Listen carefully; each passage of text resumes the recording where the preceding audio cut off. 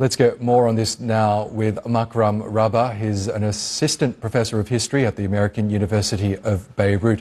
Really good to have you with us, Makram. We know that under the ceasefire deal that was signed in November, Israeli forces were supposed to have withdrawn from southern Lebanon by the end of January. But of course, Israel insisted that its troops must remain there. So the ceasefire was extended until now. And of course, it's saying that its troops will stay on until March. Do you believe that Israel has any intention of fully withdrawing from southern Lebanon?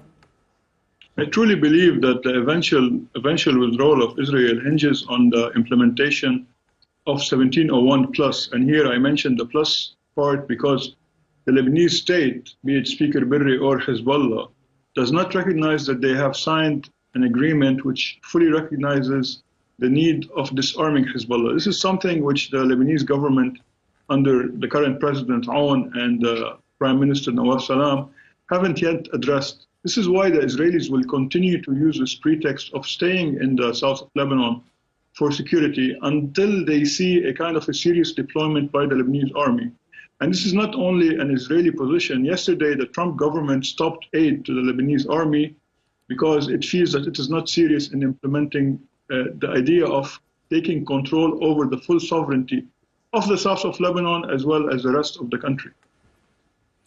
Yes, tell us more about what the Trump administration's aims might be for Lebanon, because we know that Donald Trump is very much an ally of Israel and Netanyahu. What do you believe might his administration do when it comes to this conflict in Lebanon?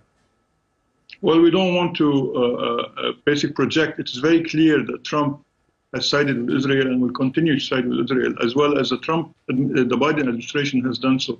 I think moving forward, it's no longer about the ceasefire or the eventual withdrawal of the Israelis. But rather, I think the Trump government will have a take-it-or-leave-it deal because it wants Lebanon and the Lebanese state to enter into the Abrahamic Accords. And this has been very clear, especially that the majority of the Arab countries have been talking about peace, whereas we see that Lebanon has been saying that it will be the last country to join. So I think now it is actually the last country to join. And this is why I think the Trump administration will not hold back in trying to force or to even bully the Lebanese state into accepting the idea of entering into the Abrahamic Accords. Yes, and of course those Abraham Accords were introduced under the first Trump administration and basically aims to encourage countries in the region to normalize relations with Israel. So do you believe that in Lebanon's case that aim really is unrealistic at this point?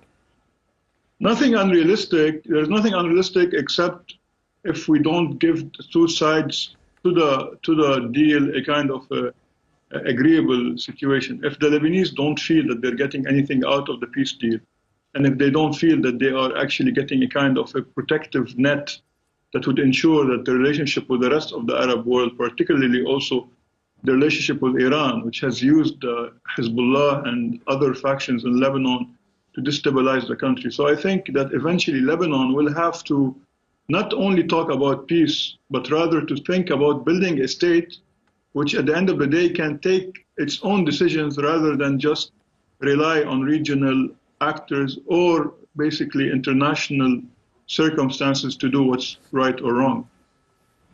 Okay, Makram Rabah, we will have to leave it there, but we really appreciate your analysis. Thank you again for joining us.